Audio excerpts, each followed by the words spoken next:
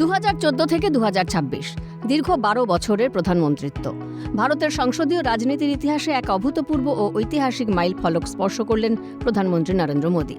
ভারতের দীর্ঘতম মেয়াদী প্রধানমন্ত্রী হিসেবে নির্বাচিত হলেন তিনি। মোদীর প্রশংসায় গোটা দেশ তথা পৃথিবীর রাষ্ট্রপ্রধানরা।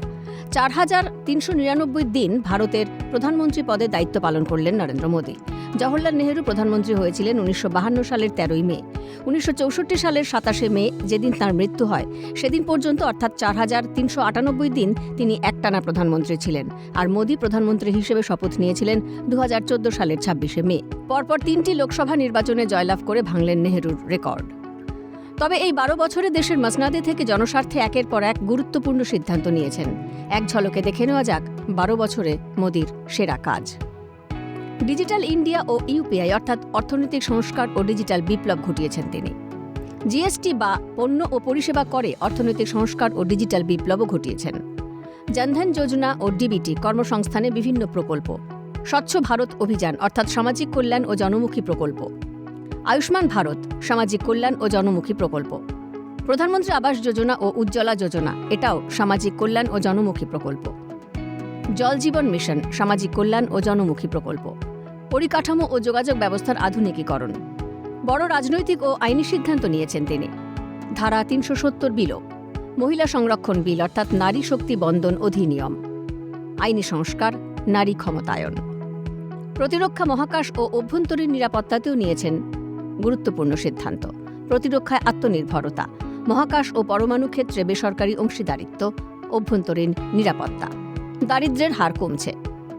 প্রেস ইনফরমেশন ব্যুরোর তথ্য অনুযায়ী 2012 সালে ভারতে গ্রামীণ দারিদ্র্যের হার ছিল 26%, যা 2024 সালে কমে 5%-এর নিচে নেমে এসেছে।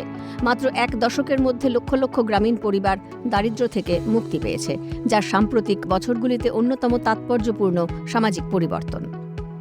এছাড়া রাম মন্দির নির্মাণ। ভারতের প্রতিরক্ষা ক্ষেত্রে মোদী সরকার একটা মাইলস্টোন তৈরি করেছেন।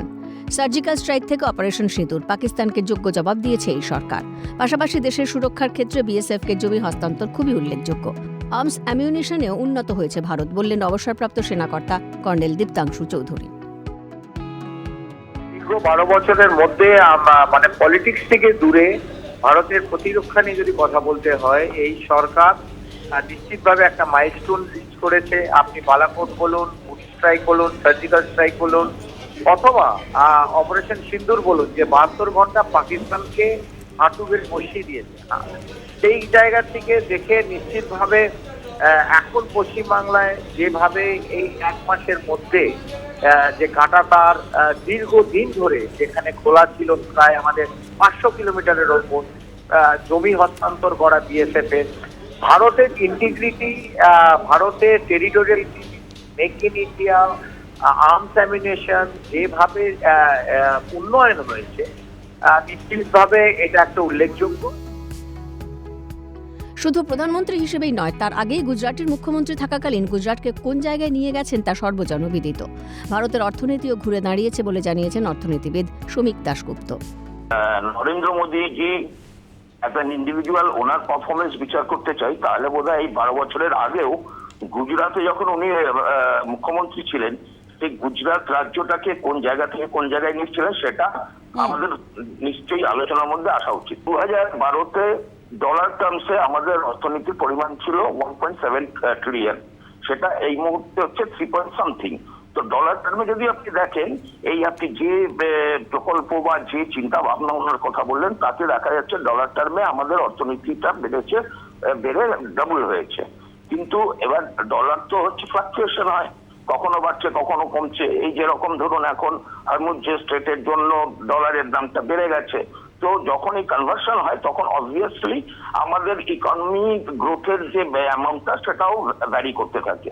তো আমাদের ইন্ডিয়ান কারেন্সি তো স্ট্যাটিক, ওটা তো চেঞ্জ হয় না। আমি যদি ওই টার্মে এবারে ক্যালকুলেট করি, তাহলে 2014-তে আমার অর্থনৈতিক পরিমাণ ছিল 124 লক্ষ কোটি টাকা, সেটা এখন হয়েছে 330 কোটি টাকা। তো actually the growth is 2.7x। যদি ডলারে করেন 2x, আর যদি অ্যাকচুয়ালি যেটা স্ট্যাটিক তাতে করেন 2.7x। বিশ্বের দরবারে ভারতকে একটা অন্য উচ্চতায় নিয়ে গেছেন নরেন্দ্র মোদী। ভারত স্বাধীনভাবে বিদেশ নীতি পরিচালনা করবে, এটা সুনিশ্চিত করেন নরেন্দ্র মোদী। মন্তব্য আন্তর্জাতিক সম্পর্ক বিশেষজ্ঞ দেবাশিস নন্দীর।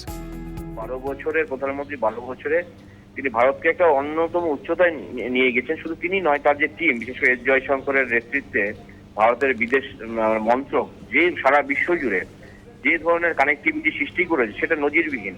প্রথমত আমি যদি আপনি আমেরিকাতে শুরু করলেন আমি বলি, সেটা হচ্ছে যে যেমন নমস্তে ট্রাম্প যেমন হয়েছে, হাউডি মোদি হয়েছে 2019-এ, তেমন তারও আগে 2014-তে যখন প্রথম তিনি প্রধানমন্ত্রী হন, তিনি ওবামার সাথে দেখা করেন।